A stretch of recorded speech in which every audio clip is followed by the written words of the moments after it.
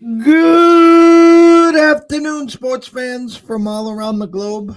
I am your host, Jeff Dawson, East Coast Sports Investors, and this is your closing bell for Wednesday. Getting ahead of myself, April 20th, 2022. It's Hump Day, as we are just exactly 10 days left of this month of April and 8 days from the NFL draft. I was DMing back and forth Jeffrey Benson, the man behind the desk at Circa, and have had the opportunity to meet him a few times. Nicest guy in the world.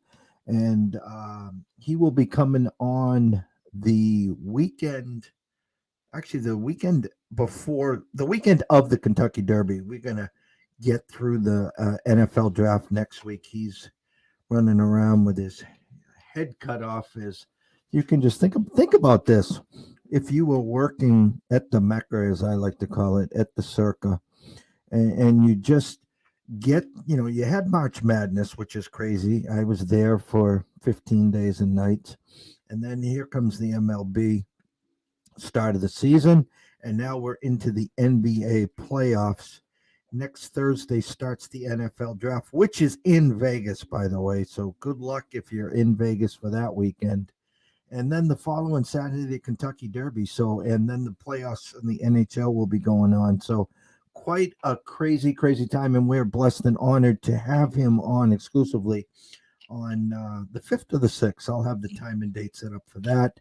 Earlier this afternoon, our weekly trip across the border to Canada, and our friend Andrew McGinnis at Wager Talk and at McGinnis Picks, talking pucks, props, and a little bit of everything. Andrew, one of the great guys in our lanes there. Good friend. Some day baseball going on. Top 9, Brewers 4-2 lead. So everyone with the Brewers run line is holding on for dear life. The Guardians 10-1, top of the 8th there. Bieber in there, but we'll take it there for our fantasy team. Bomb. Alex hits a bomb. Phillies take a 3-2 lead. Bottom of the 5th in Colorado. Atlanta Dodgers 3-0 as we speak, bottom 5. Listen, when you're playing the first 5 guys, okay, you have to realize this. And it's kind of, if you really dig deep here, the 5th inning is such a pivotal inning in a game. Yeah, it's the halfway point. But as I talk about this, and Scotty talks about this as well, the key to success in winning a first 5 is to flip that batting order to the 3rd time around. Now, I don't know who did the damage for the Dodgers. I assume someone just hit a 3-run homer. But the fact, no, Scott's shaking his head no. So they just probably did what they did. Oh, actually, no, let me backtrack. Freeman had already hit a homer and they had a lead there as well. So, but yeah, if you can get that top of the order 3rd time around, so these guys have seen them the 3rd time. They usually get some runs scored in the 5th inning. So start charting that. Cincinnati, San Diego 0-0, top of the 2nd. It's the first game that Pham didn't hit a leadoff homer in the top, and Manny Machado matches him with a 2-run homer in the bottom. But it is what it is. Busy time. Busy slate. Good slate for all the ECSI VIPs who went 2-1 last night. The alert has been sent out. We're going to dabble in some first 5s, a couple in the MLB, and we're taking a shot in a hockey game and throw out some pizza and beer money on a couple on the first period play as well. So let's bring him in from the Palm Tree State. Yes, he is from the pool, probably. Another tough day in the office for this guy, the one and only Mr. Scott E. Webb. Good afternoon, sir. No pool today, Jeff. I had to go fix a car today. The battery, correct? Yeah, no big deal. So I got that resolved, and it's been my afternoon just messing around doing stupid shit like that. But Rios hit a home run. Who did? Rios. Rios. Yeah, Rios is back this year for missing all of last year, and he gets a home run today. It's Edwin Rios. Who was the Rios from the Jays? Way back. Wasn't there a Mm. I think there was a Rios way back from the Jays. Anyways, Oh, and in that game, by the way, I always tell people I like Tony Gonsolin. Of course, I bet against him today, but I like him, and he's got a no hitter through 5 innings. Braves no hits. now, can I ask you, with the batting averages at 233 before we come into today, and my high stakes fantasy team is even below that. I think we're at 201. So that's just how bad the hitting is right now. Are these no hitters going to be a dime a dozen? Like last year, there was a stretch where they were coming like every other day, it seemed. Well, I would like to tell everybody this that this is what I believe. I said this before the beginning of the season started that I thought the pitching would be ahead of the hitting. It's not like I'm Nostradamus or something. It's not the hardest thing to figure that out.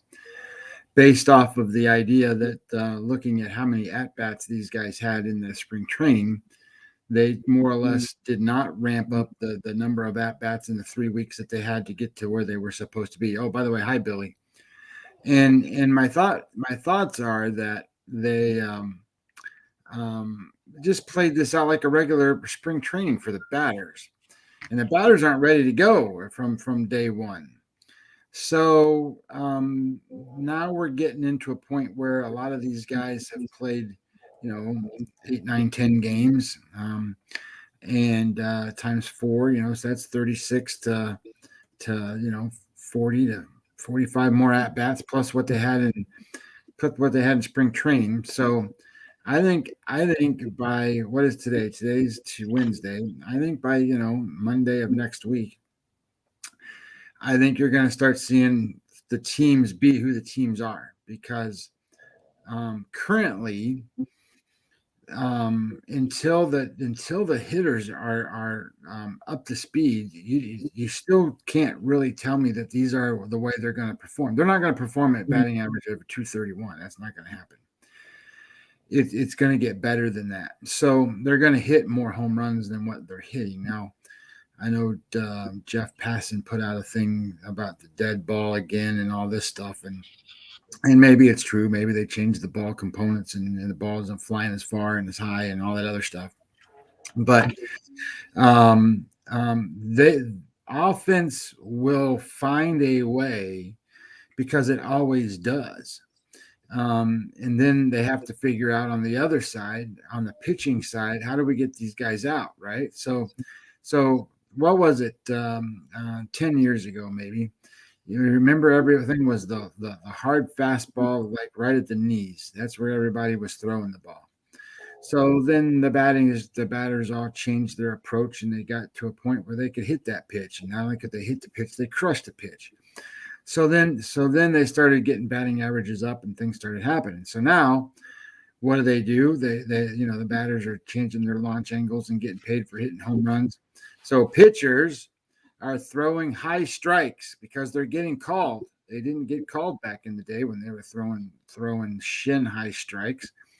Now they are throwing, letter high strikes. You can't hit home runs on letter high strikes, and you have to change your bat angle, because if you're swinging up to hit a ball that's already up, you ain't going to hit it. And if you do hit it, it's just a pop-up. So that's where we are today, is that the batters need to adjust to what the pitchers are doing. And I think over time that'll happen. And I think eventually you'll see that it will get to another point where something else will go and say, oh, the batters have all done this. And then the pitchers go and do something else different and get the batters out.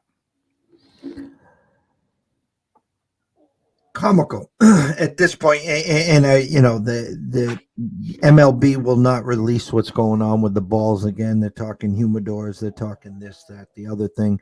I still firmly believe, the shortened preseason or spring training, as you'd like to call it.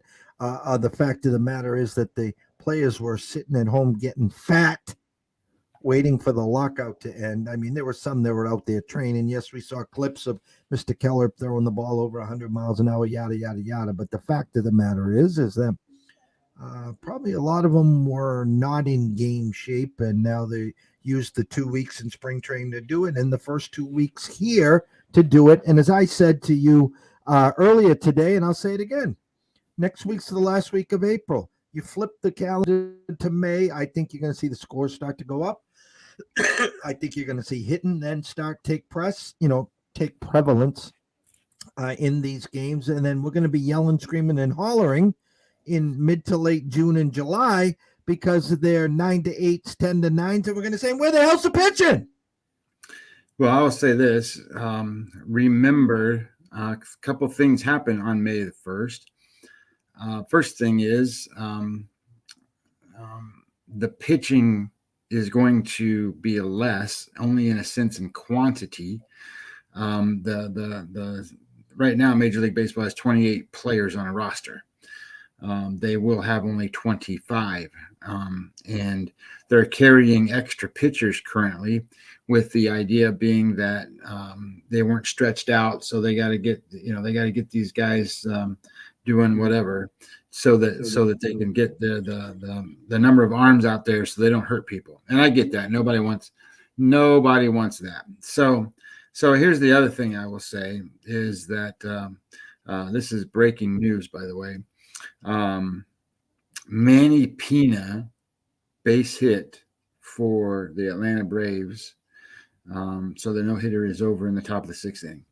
And I'm going to interject for a second because Billy, our buddy Billy, just with the mean faces, Phillies first 5. So again, Phillies go into the bottom of the 5th that I talked about with a 3-2 lead. And then we get double single sack to make it 3-3. Ground out single 4-3 Rockies. So all Phillies first 5 go up in flames. It's baseball, man. I mean, I am. There's a lot of things that really shock me, and there's a lot of things that shock me that we in these lanes get upset about because, truth be told, we shouldn't. Yesterday, I don't know if I made the comment. I think I might have talked to you behind the scenes or something. I don't remember, but then the Yankees in the Detroit Tigers game, the Yankees scored 2 runs. Okay, it's the bottom of the 1st inning.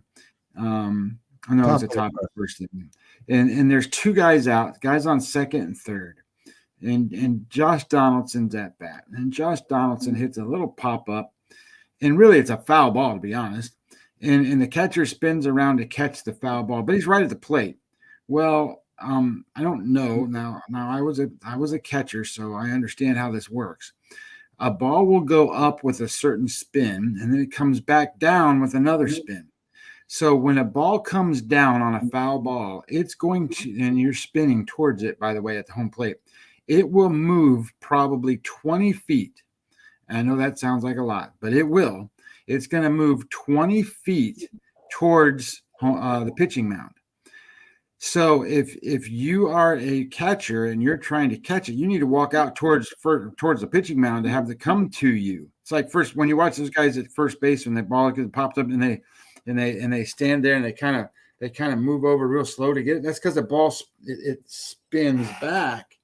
And it comes back to them 10, 15, 20 feet, depending upon how high it went up. Anyway, that didn't happen in this case. The ball goes out, and it's in the middle between the pitching mound and home plate.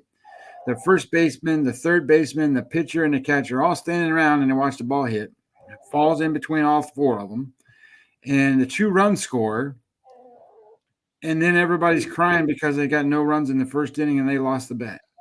The Nerfy goes down, and I did piggyback off of that, and that was when Bumgarner was pitching in the 5th inning, the same scenario where 2 outs and a little bleeded pop up to the second baseman. He gets camped underneath it. It hits the heel of his glove, and he drops it.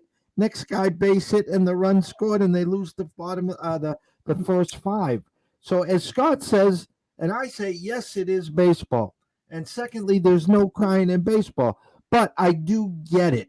We do put a lot of work into these, a lot of countless hours, and for a lot of people that just look at the box scores, they don't get it. But like Billy here, with the faces, I get it, you get it, he gets it. You're there with the 3-2 lead. You put yourself in position, 3 outs to cash your ticket, and boom, double, single, ground out, sack fly, and thanks for playing. Baseball's that one sport where when you're riding high, it's the greatest sport in the world. But when you start not getting these breaks, and you said it here earlier this week, Scott, if you just won 10 in a row and you're jumping in the baseball lanes, don't blink because you can lose 10 in a row just as fast. And it's not because you did anything wrong. It's because you call it whatever you want. Call it the baseball gods. Call it whatever. The reality is, I just say it's baseball. Baseball happens, and stuff like that goes on every day, all the time. Because we bet these games and watch every goddamn thing that happens, get to a point that you see it. If you're a general fan, you miss most all of that stuff. All you see is the highlights of the home runs and the guy that throws a one-hit shutout and this and that. You don't see all the other nuances of the game because they're not betting on the sport. So when you start to bet on stuff and everything matters, it's microscopic viewed, and because of that, I think that this is a sport that you got to be really, really careful, because you can have disdain for it. You can lose flavor for baseball if you let stuff like that bother you. I think it's a challenge, and I think it's fun, and I think it's hard. I think it's a hard sport, and the reason I say that in such a fun way. Looks like Kyle Schwarber just tied the game with a home run here. So anyway, that all being said, I think it's a sport that when you win, you really feel like you won, mm-hmm. and because there's so many things that go on in the sport, and it's just amazing how baseball goes and flows, and what the ebbs and flows of it are. And I'm going to talk a little bit about certain thoughts and things here later on, but the point being is, I just think that as long as you know exactly what you've done, why you did it, went to the window with conviction, you have your ticket in your hand, okay, that's the end of it. Now you just be a cheerleader, and you don't kick yourself, you don't beat yourself up, you don't do all kinds of other things unless you didn't think through your process, and or you just copycatted off of somebody else, and or you went to the window real wishy-washy or something, and weren't convicted on your play, because there has to be a reason why you do something. And the thoughts are that if you don't go to the window that way, then you shouldn't be at the window. I talked to Andrew. We talked about it earlier this morning. I'm just going to give you a quick eye test on what I'm seeing in the NBA. Brooklyn down 1-0. Everyone's expecting a 6-game series, and I always say this: a series doesn't start till a road team wins a game. Well, the Celtics opened at 4. It has gone to 3.5 there. I just think Vegas made a statement there, thinking that the Celtics are not only going to win, but they're going to win by 5 or more. I did talk about that, by the way, last night, and the number did land on 10. That they, I'm drawing a brain cramp here. The number set was at 7.5, and I says they're telling you that they're going to win by 8 or probably 10. That's that magic number, by the way, is 10 in the NBA there. But the Celtics, Vegas is telling me at least that they're probably going to win by 4 or 5 or more. Philly, Toronto in a must-win situation, down 2-0. Yet Philly is opened up now -2. I think Vegas has seen enough where they think that they have they will wear them down enough where Toronto might come out guns a-blazing. If you like Toronto today, I would strongly suggest, like Andrew, as Andrew's playing them in the first quarter, I would look at the first quarter or first half. But Philly's made a statement here. Vegas has that they think Philly will win this game. And the last but not least, Vegas not messing around here with Chicago, Milwaukee, a game where Milwaukee won game one, but Chicago covered and probably could have won that game outright. They were right there the whole game. They didn't teeter-totter with that 9.5, Scott. They just put Milwaukee at 10. They said, if you want the Bulls, come get it. But I think they're telling you they're expecting not only Milwaukee to win, but by plus 10, probably in that 11 to 15 range there. And then, of course, we have the MLB and hockey board. The stage is yours, my brother. Well, there's a lot of games that's already started, so it'll be interesting. What is going on with the Chicago-Cleveland line now that we have a feeling that Cleveland's going to win that first one? Anything? I see one. Huh? 11-1 final. I see. I don't see the numbers moving that much for you figure it's going to be some money coming in on the White Sox, I think, in that game just because Cleveland won the first one. But this is a matchup here with McKenzie and Lambert. And let me just pull up my number for one quick second here because I chose the White Sox in the second game. I really thought Bieber would win the first game to begin with. I just didn't want to get involved in the number there. There it is. So Tristan McKenzie's pitched 5 times, and they were all last year against the White Sox. He's pitched 17 2/3 innings. He's given up 16 hits, 22 runs, 14 walks. His earned run average is 11.21. His game score average is a 40. He has not one time pitched a game against the White Sox at a game score 50 or better. They're either 50 or worse, and most of the time they're 36, 29, 35, 48. They're not good scores. And Jimmy Lambert is not a great pitcher to begin with, and ideally he's going to be a guy that's going to go 4 or 5 innings. And then it's going to be a bullpen kind of game for the White Sox, which I'm okay with. I don't mind their bullpen. But what I liked here was the idea that I think McKenzie's a little overvalued. And I think there's a good value on the White Sox. And, of course, as you always say, if they don't win, they ain't no value. So I just like the idea that we've got a pitcher that has struggled against Chicago. Chicago has been a team that can hit. They go through their spells. But Bieber's a pretty tough pitcher to have to handle. But I do like the idea that Tristan McKenzie only throws 3 pitches, so I don't think this is going to be such an ask. So I took the White Sox. My number when I took them was I think plus 107, and it looks to me like you can get him at plus 117 now. So I think you're in pretty good shape if you wanted to go that direction. The only other game that I played was I'm on Oakland tonight. I played another younger guy, Jeffries, today against Lyles. I like to bet against Lyles a lot, although I will say he has pitched a lot better than I thought he would, especially for Baltimore. But this is more about a play against Baltimore, their offense, and what's going on out there. And how things are working out for that team. I do like the idea that Rondon and Bassett's pitching tonight. I think that'll be a fun game. I think Toronto and Boston will be a fun game.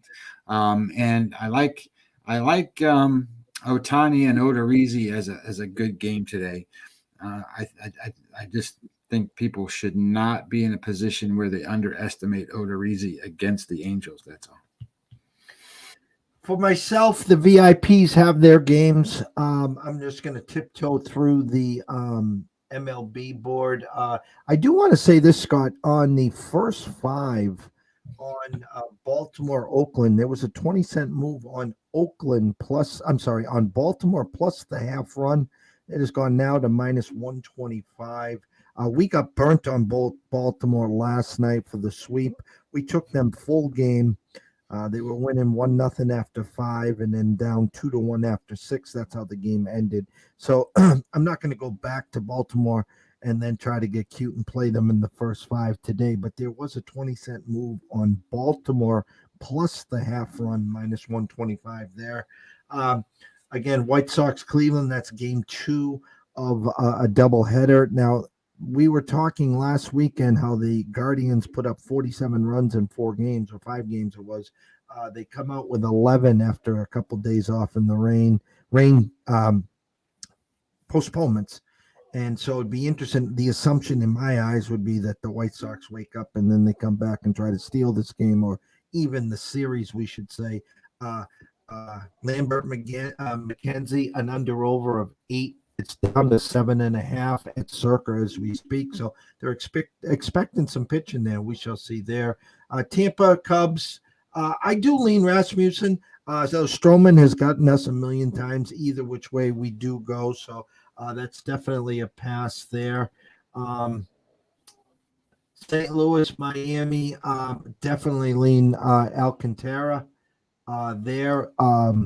Our buddy Luzardo got beat up yesterday. Now they come back with Alcantara. A definite edge with Miami, especially first 5 there.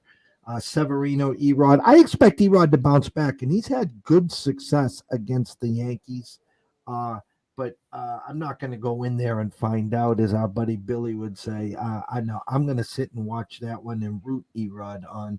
You talked about Shohei and Odorizzi. Not a big Odorizzi fan here. I do like Shohei, but again, home versus road, the splits are pathetic. He got shelled in his last start. I expect a better performance. If I was to play this game, I would lean the Angels first 5 there. Nothing in Arizona, Washington. Rondon, Bassett, whatever you want to call him. Just don't call him late to breakfast or dinner. Rondon has been lights out. Phenomenal to start again this year. Big game for the Giants. They don't want to get swept here. They lost a doubleheader last night. So if I was to get into this game, I would lean San Fran first 5, but that's no gimme because Bassett's been pitching well himself.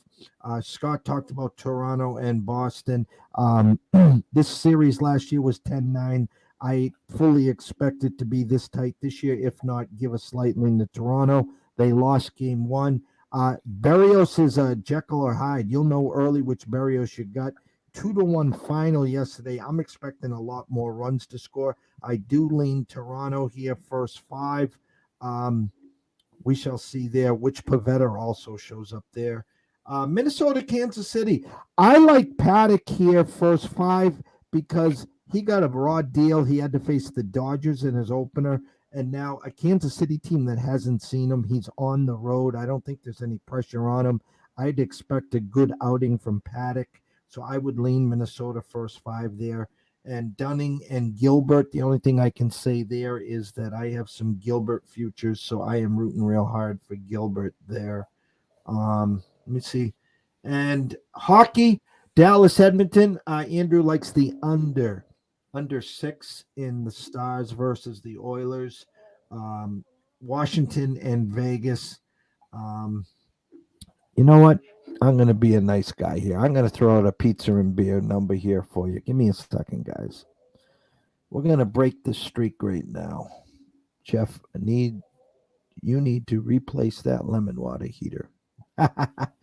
George, and it's funny because George talked about it this morning. We replaced it about 4 or 5 years ago with a Bosch, which is the Cadillac. And I did get a hold of my guy, and he is going to come to take a peek at it. I think it just needs a quick tune-up. But thank you very much, George, because you are right. I am livid. Anyways, without further ado, let me go here.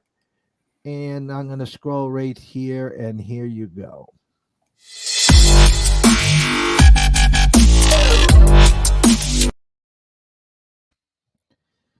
All right, guys. I'm 0-3 in freebies, but I'm going to break the schneid right now for you guys. In the NHL, 10:05 start, rotation number 25-26. The Vegas Knights are on life support, 5 games left. We're going to get cute and creative here. You can get the Knights minus 130 to win the first period. If you want to get real creative, you can get a minus a half goal plus 165. They laid an egg at home against the Devils on Monday. I think they were looking forward to this game. I think you get the full effort from the Knights today. So Vegas minus 130 first period. If you really want to get cute and look for some big plus money, take them minus a half goal plus 165. That is your ECSI freebie of the day. Scotty, are we all set today? We're all good, brother. All right, we're at that time of the show. Webby's words of wisdom. So we've been talking about a lot of different things, and today's topic and subject I wanted to kind of talk about is self-reliance, because I think in our lanes it's pretty important, and in business world it's pretty important too.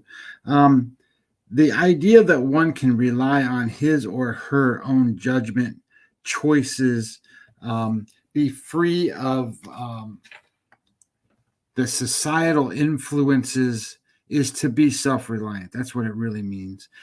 As such, in that in most cases, if not almost all cases, you trust yourself and above all others in your decision-making processes.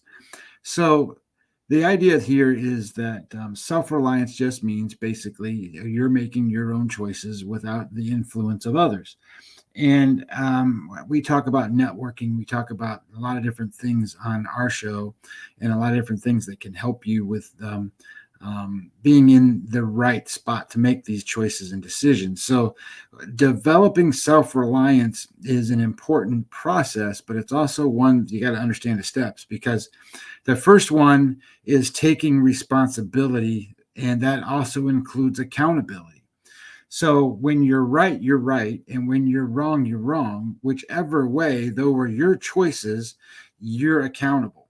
And if you're wrong, then you just try to do the best you can to get them repaired, fixed, make just different decisions to make them better. But the point being is that if you don't own what you do, then you're going to start to fail in self-reliance from step one. Number two is being informed about the environment that you're in. Now, the environment includes things like your work environment, your business relationships, the processes and the goals of the work relationships, and I'll talk about our situation in a second, but the point being is that every decision and everything you need to do, you have to be informed about.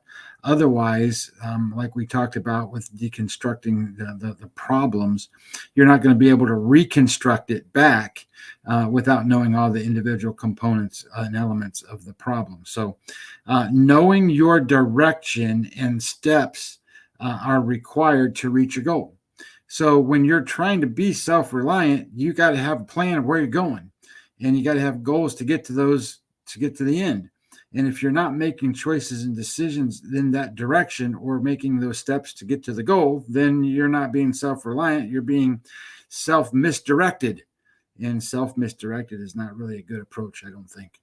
And then lastly is making autonomous decisions. And I really wanted to get a definition for what autonomous decisions come out to be. And it's the ability of competent individuals to make decisions over their own lives. I mean, that's what it is. It's autonomous decisions. And I think that as you decide in life, sometimes it's the most simple things. How many times you come home and you're sitting there with your wife or your girlfriend or significant other or whoever it is, and they go, well, what do you want to do tonight? And you go, well, I don't know. What do you want to do? Or what do you want for dinner? And they go, I don't know. What do you want for dinner? When someone offers you the opportunity to make a decision on something, I'm going to suggest that you actually make a decision and you do what it is you want.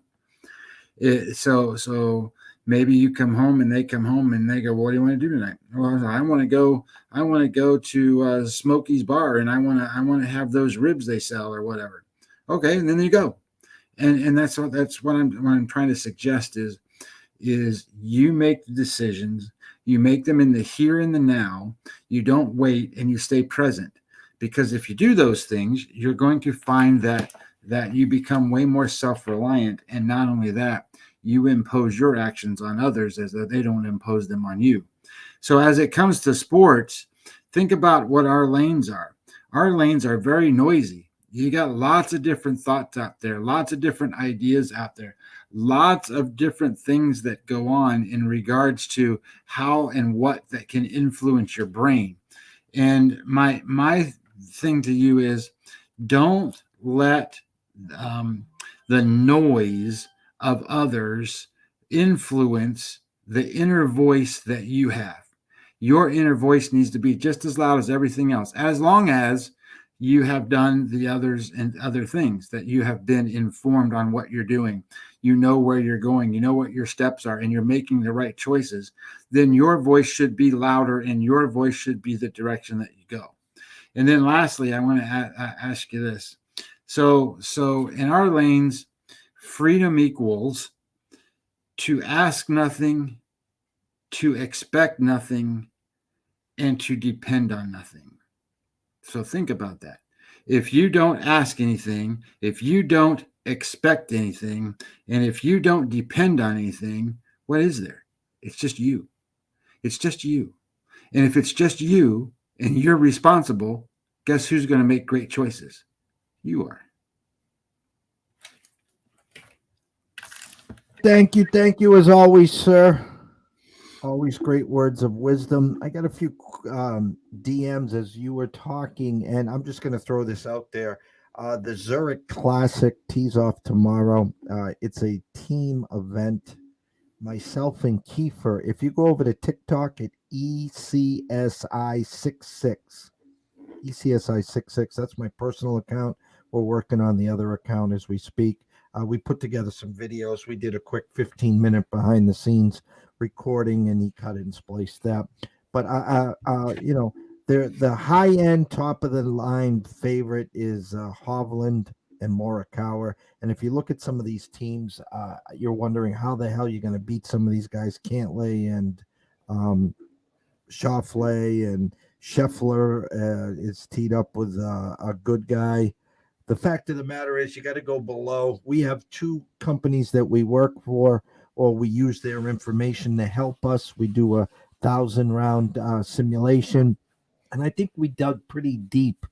And so at 24 or 25 to 1, you can get the pairing of Mr. Homer and Mr. Gooch. No one's talking about them, but when I break down their actual percentage to win this tournament at 3.25, and the actual leader is only 4.6 or 4.7, and those guys, Morikawa and Hovland, are going off at 6 and 7 to 1, and I can get 24 and 25 to 1 on Homer and Gooch. That's where we're going to go today. You can take a look at your bookie or your casinos at top 5, top 10, and top 20 for some extra value there. But Max Homer and Mr. Gooch is our selection for the Zurich Classic. With that all said, if you have any comments, questions, complaints, and by the way, thank you to all the comments today. Everyone's jumping all in. We got a new one out there. Occupancy just put one out. Thanks for the show, guys. Like the look on Veg. Favorite intro vid of a bunch of the guys. Any bet on MLB pitchers you like this year?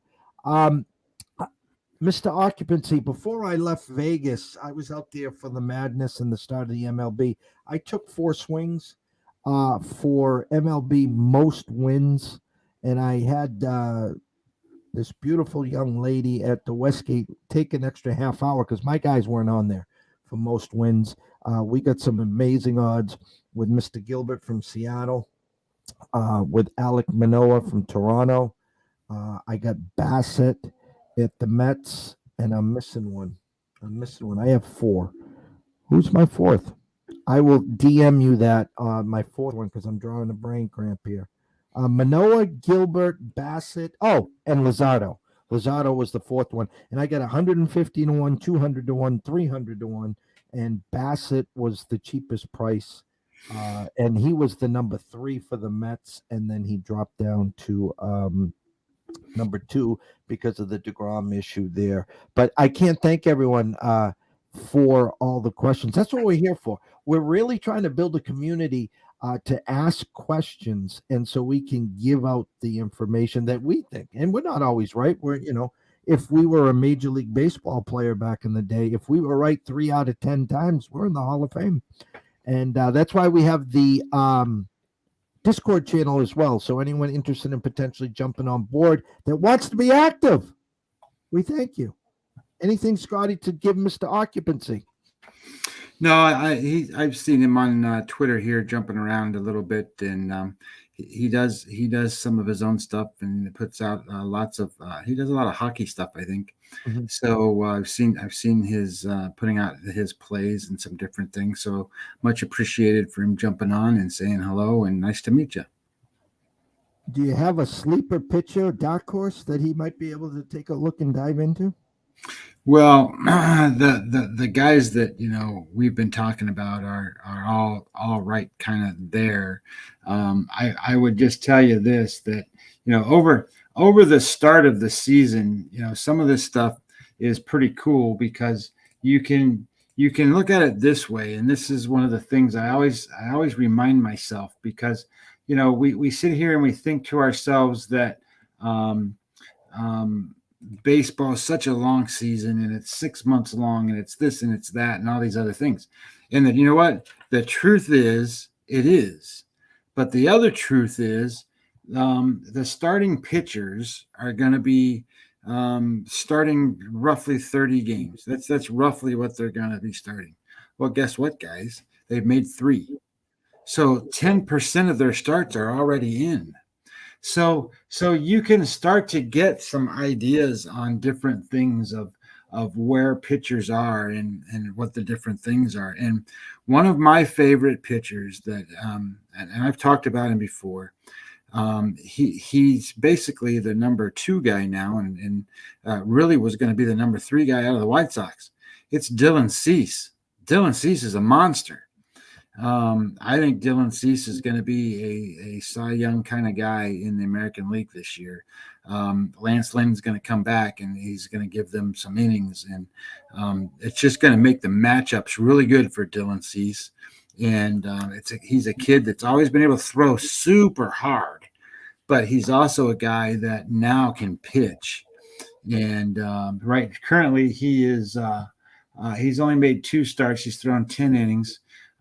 He's got a 13.5 strikeout per 9 innings, which is one of the best in all of Major League Baseball. I mean, that's a big number. He does have a command issue to a degree. He needs to get his walks down some, but his earned run average 1.69, and his xFIP numbers are 2.35. So I don't expect anything but good things from Mr. Dylan Cease.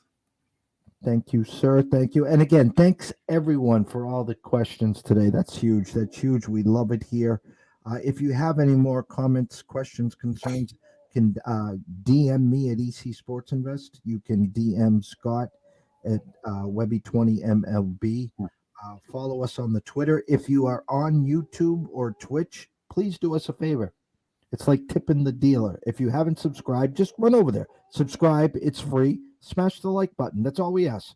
YouTube, Twitch, East Coast Sports Investors. We're going to be going live real soon on Twitch. We're going to be doing some in-game breakdowns, maybe to talk you on or off a game to get involved in a game. Perfect spot. And that's our goal there. And we're going to keep doing these shows daily between the Breakfast Bankroll, the Midday Market Report, and obviously Closing Bells. So if you are wagering tonight, please do it responsibly. If you do have a problem, pick up the phone. There's an 800 number available. Ask for help. Why? We care. Myself and Scott would like to see you here today, tomorrow, next week, next month, through 2022 and beyond. From myself, Jeff Dawson at EC Sports Invest, from Scotty Webb at Webby20MLB, we wish everyone a blessed evening. Have some fun with these games. And good luck on the ECSI freebie. And we will see you in the morning.